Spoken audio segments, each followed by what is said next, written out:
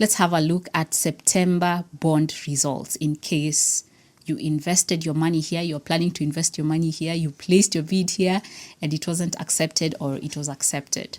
Remember, the deadline for making payment is on Monday, so you have to make this payment, and by tomorrow you're going to receive a notification on your email and even in your DOE CSD account that is going to give you the instructions on how to make this payment. So in case you see that, I want you to understand how they arrived at that specific amount of money that you decided to invest in. So there were 3 bonds that were listed for September. The first bond expired on the last week of August. So let's have a look at the last 2 bonds.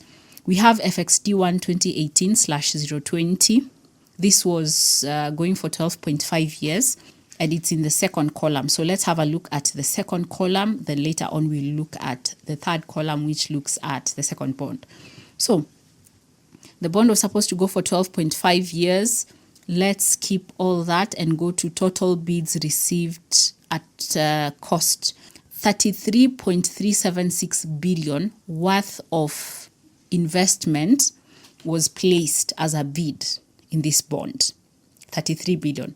Remember, the government was looking at 60 billion, so 20 billion each from each bond. 33.376 billion is the amount of money that was worth, or is the amount of money that investors wanted to invest here. But there's a performance rate of 83.44%. Just skip this, I'll explain it later. The amount accepted bids.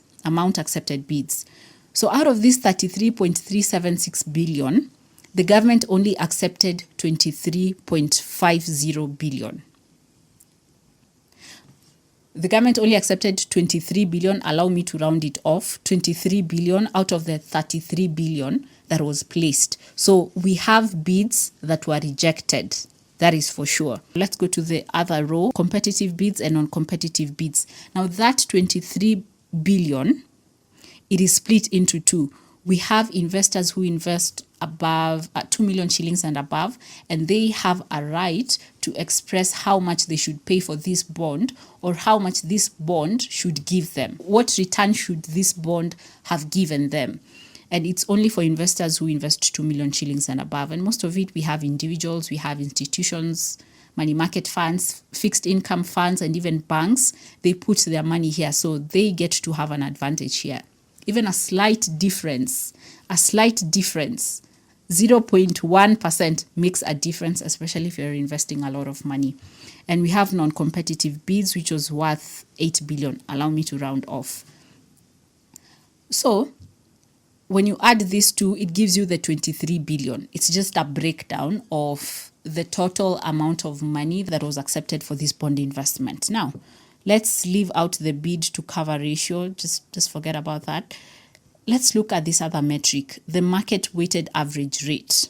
It's important because actually, let's have a look at this. It's 13.7235. So out of that 33 billion that various investors wanted to put their money here, when you do an average of that, they were saying that this bond should actually give us a return of 13.7235. Remember, from the beginning, the government told us that this bond was going to give us 13.2, but they are saying it's 13.72. The other metric is the weighted average rate of accepted bids. This metric is just like the other one, but it's specifically for the accepted bids. It's what the government looked at as a cut-off rate.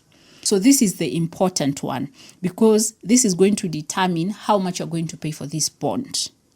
It's 13.58. The other one is 13.72. So forget about the 13.72 because it's what the general market is saying, but the 13.58 is specifically what the government accepted. You can see it's even for the benefit of the government. It will make sense when I explain this other metric. The price per 100 shillings at average yield is 97.9725. So for every 100 shillings that you are going to pay for this bond, for every 100 shillings worth of this bond, you're going to pay 97.9725 shillings. The government told us that this bond should give us a coupon, a return, an interest of 13.2. But the government has accepted 13.58, the weighted average rate of accepted bids. So in short, if the government gave us 13.2, but the market is saying that this bond should give us 13.58, you can see that the government gave us a percentage that is smaller than what the market is expecting. As a result, the government has to compensate us. And how can they compensate us for giving us a lower return than what the market is suggesting?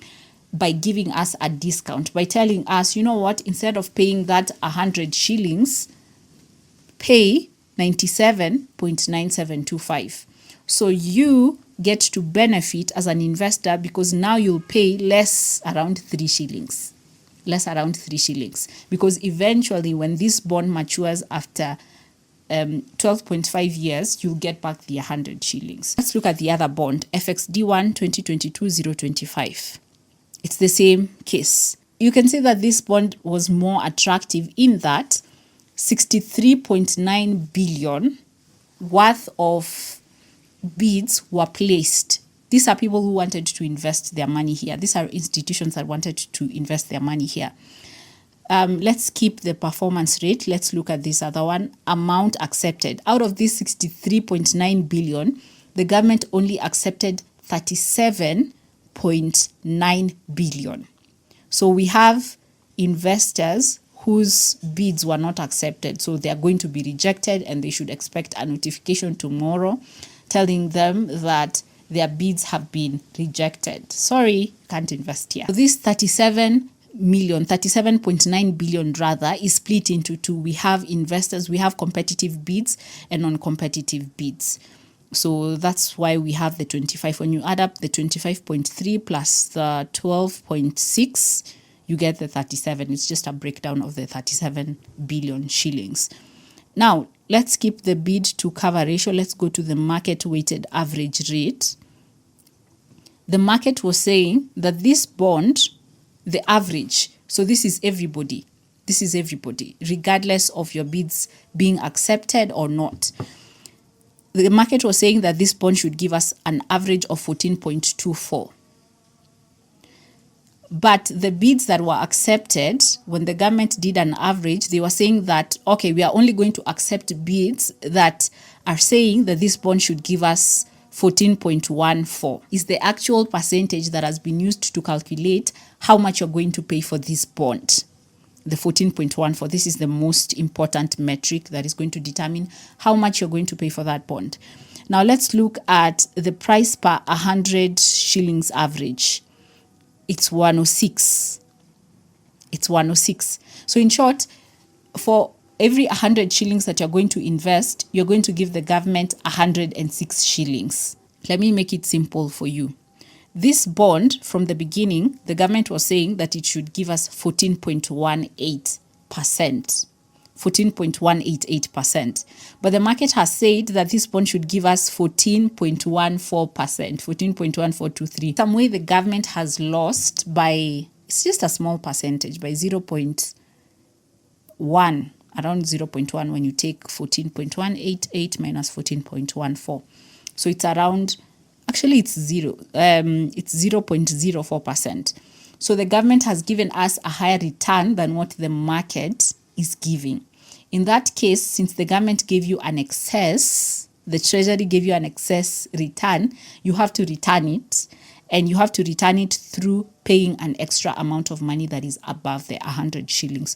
So you can see here you're going to pay 6 shillings extra. Instead of the 100, you're going to be paying 106.27.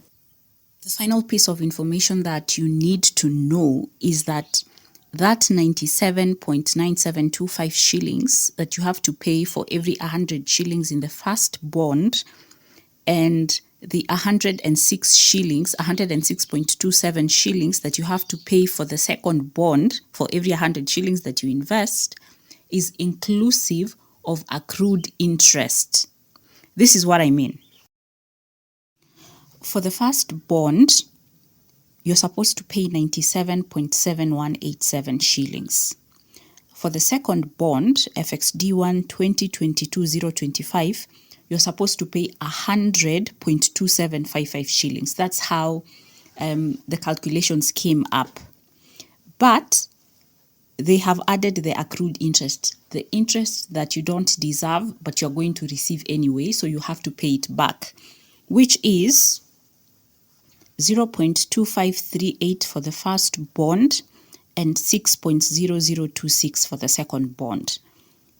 This accrued interest were already indicated in the paper, and they are not a cost. They are not a cost. They are just a representation of the interest that you're going to receive for the whole 6 months, but you're not going to invest your money for the whole 6 months. For some, you're going to invest your money for 1 month, like for the second bond, where you should expect 6 months worth of interest in October. But remember, you're investing your bond in September. So this bond is going to go for 1 month, but you're going to receive 6 months worth of interest. So those 5 months, you don't deserve that income, that interest. So you have to pay it back when you are paying for this bond. So in short, the 0.2538 and the 6.0026, which is the accrued interest, has made the figure look bigger, especially for the second bond, which is 106 shillings. And you might be wondering, why am I paying a lot of money? The actual money that you're supposed to pay for the second bond is the 100 shillings, the 100.2755. But because you have to pay for this interest, this accrued interest, you have to pay for that. So that's how you look at a bond. You don't necessarily look at the accrued interest because it's not a cost at all, but you compare the clean prices, the 97.7187 and the 100.2755. In case you invested 100,000 Kenyan shillings for the first bond, you just take if 100 shillings, if for every 100 shillings you have to pay 97.9725, what about the 100,000? So you're going to find that you're going to pay around 97,972.50. That is for the first bond. For the second bond, the one that had a price of 106.2781, you just have to say, if for every 100 shillings, I have to pay 106.2781. What about 100,000 Kenyan shillings? You do the calculation, you discover that you're going to pay 106 shillings, 106,278.10. You can see that the second bond, the one that was going for a longer period, the one that was giving us a return of 14.1488%, was in high demand. You can see that from the bids that were received. 63.9 billion is the amount of money that was intended to be invested here. But for the first bond, it's 33. It's almost half of what most investors were going for. So most investors were going for the second bond in as much as it was going for a longer period of time. It's almost double, but they're willing to go for this bond because it has a higher return. That's what I would say, that most investors were going for a bond that has the highest returns rather than going for a short-term one, or it's not short-term, but a bond with a shorter length period.